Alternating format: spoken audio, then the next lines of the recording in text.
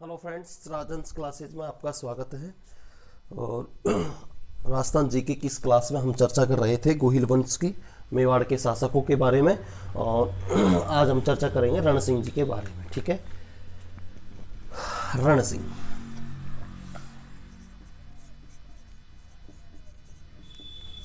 ठीक है, दिल्ली सल्तनत और मेवाड़ के संबंधों के बारे में चर्चा कर रहे थे। इनके शासनकाल में गोहिल वंश जो था ये दो भागों में बट गया। कितने भागों में? दो भागों में बट गया। ठीक है, गोहिल वंश। ठीक है, तो ये दो भागों में बट गया। मैं आपको ये बताता हूं दो भाग कौन कौन से थे, दो शाखाएं कौन कौन सी बनी। एक तो रावल शाखा, क्या बनी? रावल शाखा। और दूसरी जो शाखा थी, दूसरी जो शाखा बनी ये शाखा कहलाई, ये जो दूसरी शाखा कहलाई ये कहलाई राणा शाखा। कौन सी कहलाई मित्रों? राणा शाखा। ठीक है, एक रावल शाखा और एक राणा शाखा, दो राणा शाखा, दो शाखाओं में गोहिल वंश बट चुका था। किसके शासनकाल में? रण सिंह जी के शासनकाल में। ठीक है, रावल शाखा का तो नेतृत्व किया, या रावल शाखा की तो स्थापना की रण सिंह के पुत्र छेम सिंह ने। किसने की मित्रों? रण सिंह के पुत्र छेम सिंह ने। ठीक है, और कहां की? चित्तौड़ में। कहां की मित्रों? चित्तौड़ में। ठीक है, कहां की? चित्तौड़ में की। इसके बाद राणा सांगा या राणा शाखा जो थी इसकी स्थापना की रण सिंह जी के पुत्र छत्रप ने। किसने की थी? रहीप ने। ठीक है, किसने की थी? राहप ने की थी। ठीक है मित्रों, राहप ने की। ठीक है, राणा जो शाखा थी इसकी स्थापना राहप ने की। और कहाँ की? ये इन्होंने यहाँ उदयपुर के आसपास एक गांव बसाया जिसको कहा गया सिसोदा गांव बसाया। कौन सा गांव बसाया मित्रों? सिसोदा ग्राम बसाकर। ठीक है, बसाकर इसकी स्थापना की। ठीक है, जो बाद में इस गांव सिसोदा गांव के कारण ही गोहिल वंश की जो राणा शाखा थी ये कहलाए सिसोदिया। क्या कहलाए मित्रों? सिसोदिया। ठीक है, इनकी स्थापना राहप ने की और रावल शाखा की जो स्थापना की रण सिंह के पुत्र छेम सिंह ने। ठीक है, तो जो कि रावल शाखा प्रसिद्ध हुई पद्मावती के कारण। किसके कारण? पद्मावती के कारण। ठीक है मित्रों, इसके बाद हम चर्चा इनके जो अगले उत्तराधिकारी थे जेत्र सिंह, इनके बारे में चर्चा करते हैं। रण सिंह के समय में गोहिल वंश दो भागों में बट गया, दो शाखाओं में बट गया। एक शाखा रावल शाखा, एक शाखा राणा शाखा। राणा शाखा का इसकी स्थापना राहप ने की और जो रावल शाखा थी इसकी स्थापना छेम सिंह ने की थी। ठीक है, इसके बाद हम चर्चा करते हैं जेत्र सिंह की। जेत्र सिंह, पहली बात तो ये कि ये इल्तुतमिश के समकालीन थे। ठीक है, इल्तुतमिश के समकालीन थे। कौन? जेत्र सिंह इल्तुतमिश के समकालीन थे। ठीक है, ये इल्तुतमिश से परेशान होकर इन्होंने अपनी राजधानी नागदा उदयपुर छोड़कर चित्तौड़गढ़ को बनाई। इल्तुतमिश से परेशान होकर इन्होंने राजधानी बदली। ठीक है, और क्या की राजधानी? नागदा, जो कि अब तक इनकी राजधानी रही गोहिलों की। और यहीं सहस्त्र बाहु का मंदिर है जिसे सास बहू का मंदिर भी कहा जाता है। नागदा से चित्तौड़ बनाई। ठीक है, किसके कारण से? इल्तुतमिश के कारण से को बनाया। ठीक है, हस्तांतरित किया, बनाया। जेत्र सिंह ने भूतला के युद्ध में एक गोपीनाथ शर्मा हैं, इतिहासकार हैं राजस्थान के। इन्होंने अपने इतिहासकार हैं जिन्होंने बताया है कि जयद्रथ सिंह ने भूतला के युद्ध में, कौन से युद्ध में? भूतला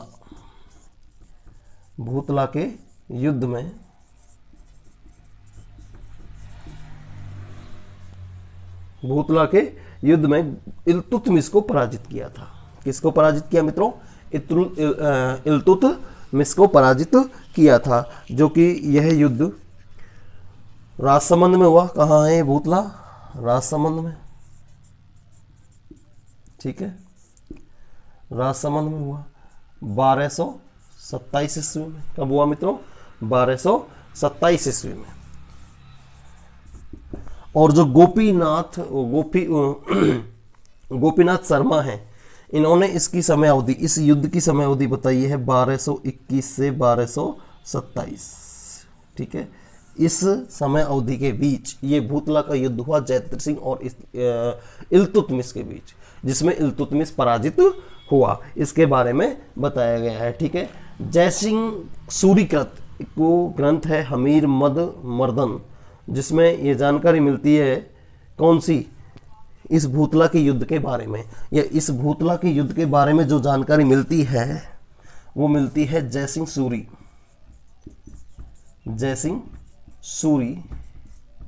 का एक ग्रंथ है हमीर महिमर्दन। जयसिंह सूरी का एक ग्रंथ है हमीर मदमर्दन, ठीक है, हमीर मदमर्दन एक ग्रंथ है। इस ग्रंथ में ये पूरी जानकारी मिलती है, ठीक है। ये हमीर मदमर्दन जो ग्रंथ है, ये किसका ग्रंथ है? जयसिंह सूरी का। और इसके बारे में जयद्रथ सिंह और इल्तुतमिश के बीच जो भूतला का युद्ध हुआ राजसमंद में, इसके बारे में जानकारी मिलती है। गोपीनाथ शर्मा ये बताते हैं, ये इसकी टाइमिंग जो रखते हैं वो रखते हैं 1221 से 1227, जबकि इस ग्रंथ के अनुसार इस युद्ध की टाइमिंग थी, या इस युद्ध का जो काल था, ये समय था, वो था 1227 ईस्वी माना गया है, ठीक है मित्रों। जयद्रथ सिंह मेवाड़ का एकमात्र ऐसा शासक था जिसने दिल्ली के 6 सुल्तानों का शासन देखा था। किसने? जयद्रथ सिंह एकमात्र ऐसा शासक था राजस्थान का जिसने दिल्ली के 6 सुल्तानों का शासन देखा था, ठीक है। इनके बाद इनके जो शासक हुए वो है समर सिंह। कौन हुए मित्रों? समर सिंह। ये जयद्रथ सिंह का शासन गुलाम वंश के आसपास से शुरू होता है, ठीक है। इनके उत्तराधिकारी थे समर सिंह,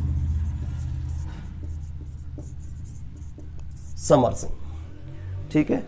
इनके शासनकाल में इसके पुत्र कुंभकर्ण ने नेपाल में गोहिल वंश की स्थापना की। इनकी जो शासन की उपलब्धि थी वो केवल ये थी कि इनका एक पुत्र था कुंभकर्ण सिंह, ठीक है।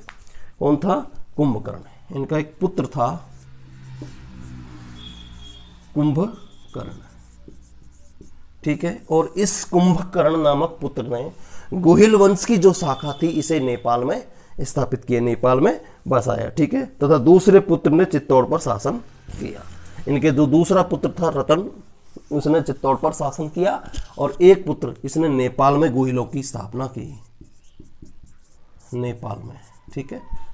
ये ध्यान रखना कि जो समर सिंह थे इनके पुत्र, या क्वेश्चन जो आते हैं, क्वेश्चन है वो यहाँ से ये जो क्वेश्चन बनता है वो क्वेश्चन ये बनता है कि किस शासक के काल में नेपाल में गोहिलों की एक राजवंश शाखा स्थापित हुई? तो वो थे समर सिंह के शासनकाल में। किसने की? तो इनके पुत्र था कुंभकर्ण, ठीक है।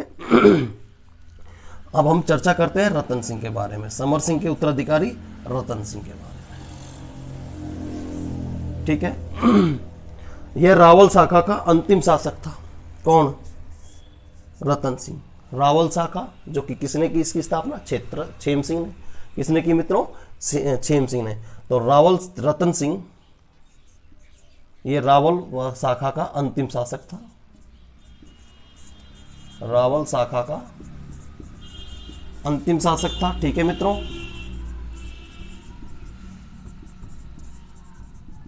और ये वही रावल रतन सिंह था जिसके कारण चित्तौड़गढ़ का प्रथम शाखा हुआ था और अलाउद्दीन खिलजी ने यहाँ आक्रमण किया था। ठीक है मित्रों, इसके समकालीन दिल्ली में एक शासक था जो कौन था, अलाउद्दीन खिलजी। तो यहाँ हम अगर दिल्ली कर दें, दिल्ली और ये मेवाड़, ठीक है, तो यहाँ हम रखें अलाउद्दीन खिलजी, अलाउद्दीन खिलजी। ठीक है मित्रों, अब ये आपको समझ आ जाना चाहिए कि ये मेवाड़, तो मेवाड़ पर शासक था किसका, अलाउद्दीन खिलजी, रतन सिंह का। ये रावल शाखा के अंतिम शासक थे। ठीक है, और दिल्ली पर इस समय शासन था अलाउद्दीन खिलजी का। और यह आपको पता ही होगा कि इनकी जो रानी थी पद्मावती, हम इसको यहां लिखते हैं पद्मावती।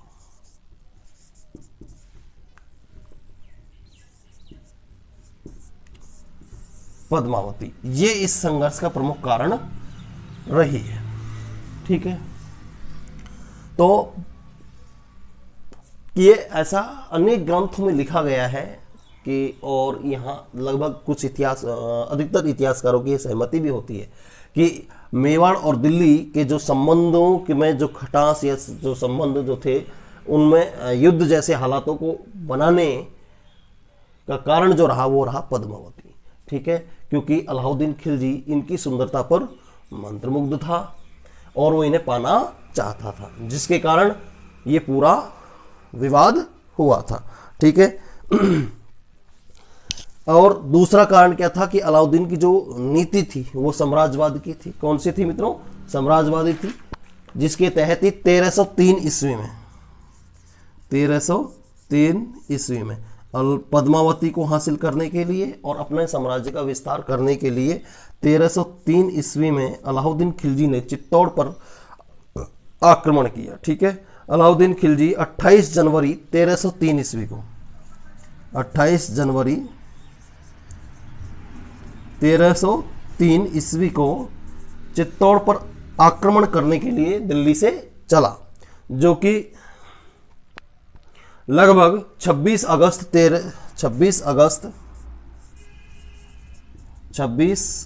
1303 ईस्वी को ये चित्तौड़ पहुंचा। ठीक है, 26 अगस्त 1303 ईस्वी को चित्तौड़ पर इसने अधिकार कर लिया था। ठीक है मित्रों, इस युद्ध में रतन सिंह, इस युद्ध में यहाँ युद्ध हुआ इन दोनों के बीच में, रतन सिंह के बीच में और दिल्ली के शासक अलाउद्दीन खिलजी के बीच में। इससे पहले इनमें काफ़ी समझौते भी काफ़ी दिनों तक अलाउद्दीन खिलजी ने इस चित्तौड़गढ़ के दुर्ग का घेरा रखा, लेकिन जब इनको यह होने लगा कि जो राजपूत है या रतन सिंह की जो सेना है या रतन सिंह है ये झुकने को तैयार नहीं है, तो इन्होंने झांसा भी दिलाया था कि हम संधि करने के लिए आए हैं, संधि करना चाहते हैं। तो वहाँ रावल रतन सिंह को अलाउद्दीन खिलजी के जो कैंप थे या जो जहाँ तंबू टेंट थे वहाँ इनको बुलाया गया, वहीं से इनको कैद कर लिया गया और वापस दिल्ली लाया गया, जहाँ रानी पद्मावती अपने 1600 दासियों के साथ वहाँ पहुँची दिल्ली। 1600 सैनिक जिन्हें औरत के भेष में वहाँ ले जाया गया पालकियों में, और वापस इसको छुड़ाया, रतन सिंह को छुड़ा लिया गया। लेकिन बाद में फिर अलाउद्दीन खिलजी ने कहा कि अब ये जो हम हैं चित्तौड़ वो जीते बिना ही हम वापस दिल्ली लौटते हैं और अंतिम समय में हम आपसे भेंट करना चाहते हैं, या फिर जिसके लिए शासक ने ये तो रतन सिंह को पहली बार जब बुलाने का ये बहाना अलाउद्दीन खिलजी ने ढूंढा, लेकिन उसके बाद अलाउद्दीन खिलजी ने सीधा इस पर आक्रमण किया और रतन सिंह को अपनी शर्त बताई कि वो पद्मावती को पाना चाहते हैं, जो रतन सिंह ने असंभव बताया। इसके बाद उन्होंने कहा कि हम केवल उसे देखना चाहते हैं, जो इस तरह इस पर यह विवाद का कारण रहा। ठीक है, तो ये 28 जनवरी 1303 ईस्वी को दिल्ली आए और उसके बाद 26 अगस्त 1303 ईस्वी को इन्होंने चित्तौड़ पर आक्रमण कर लिया। वापस ये लौटते समय इन्होंने इस युद्ध में रतन सिंह और गोरा बादल, दो जो वीर सैनिक थे रतन सिंह के, मेवाड़ के, ये वीर गति को प्राप्त हुई। इनमें से जो गोरा था ये पद्मावती का चाचा था, ठीक है, चाचा था पद्मावती का, और ये भाई था बादल। ये वीर शासक थे जो इस युद्ध में वीर गति को प्राप्त हुए, ठीक है। लड़ते हुए केसरिया किया गया और पद्मावती, महारानी पद्मावती व नागमती, ये नागमती रावल रतन सिंह की पत्नी थी, रानी ही थी, ने इन दोनों के नेतृत्व में, पद्मावती के नेतृत्व में और नागमती के रूप में, यहाँ से क्वेश्चन बन जाता है कि चित्तौड़गढ़ में जो साका हुआ, ये जौहर जो रचा गया वो किस किस के नेतृत्व में रचा गया, तो एक तो थी रानी पद्मावती, ठीक है, और दूसरी थी रानी नागमती, ठीक है मित्रों। कौन थी? पद्मावती और रानी नागमती। इन रानियों के बीच नेतृत्व में हुआ 1600 महिलाओं ने जौहर किया, ठीक है। यह राजस्थान का सबसे बड़ा शाखा था, ठीक है, और चित्तौड़गढ़ का प्रथम शाखा था, ठीक है मित्रों। इसे राजस्थान का दूसरा शाखा माना जाता है। इस युद्ध का सजीव चित्रण जो किया है वो अमीर खुसरो ने किया है। किसने किया है सजीव चित्रण? अमीर खुसरो ने किया है। रावल रतन सिंह और अलाउद्दीन खिलजी के बीच में जो युद्ध हुआ, इस युद्ध का सजीव चित्रण अमीर खुसरो ने किया है। क्यों किया है, कैसे? क्योंकि ये उस समय इस शासक के साथ थे, इस युद्ध के प्रत्यक्षदर्शी रहे हैं। अपने इस ग्रंथ, इन्होंने अमीर खुसरो ने इस युद्ध को लेकर एक ग्रंथ लिखा है और इस ग्रंथ का नाम है खज्जाइल उल फतूह। खज्जाइल उल फतूह, खज्जाइल उल फतूह, खज्जाइल उल फतूह या तारीफ ए अलाही, या तारीफ ए अलाही, तारीफ ए अलाही,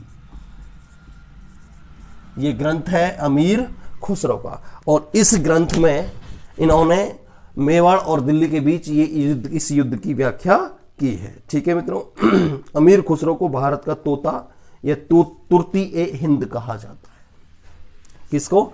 अमीर खुसरो को भारतीय तोता या तुर्ती ए हिंद कहा जाता है।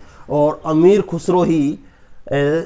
खुसरो ने ही सितार का आविष्कार किया है, ठीक है। किसने? अमीर खुसरो ने ही सितार जो वाद्य यंत्र है इसका आविष्कार किया था, ठीक है मित्रों। चित्तौड़गढ़ में प्रतिवर्ष चैत्र मास की कृष्ण पक्ष की 11 एकादशी को, ठीक है, चित्तौड़गढ़ में प्रतिवर्ष चैत्र मास की कृष्ण पक्ष की जो एकादशी है इसको जौहर मेला लगता है, ठीक है। कौन सा मेला लगता है मित्रों? जौहर मेला लगता है। जौहर मेला जब मेलों में बढ़ाएंगे तो मेलों की जो क्लास लगेगी उसमें हम बताएंगे आपको। जौहर मेला कब लगता है? ये चैत्र मास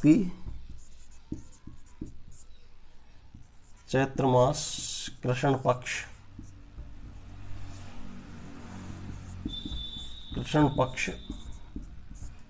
एकादशी को, ठीक है, 11 को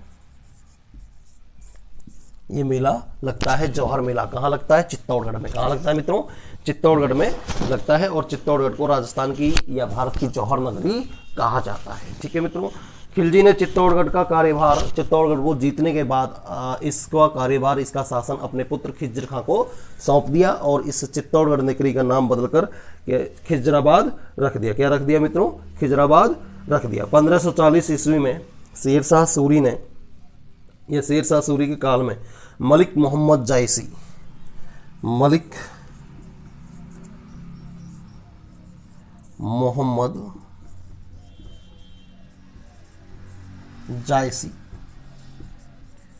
एक शासक इतिहासकार हुए हैं और इन्होंने कवि हुए। इन्होंने ग्रंथ लिखा पद्मावत।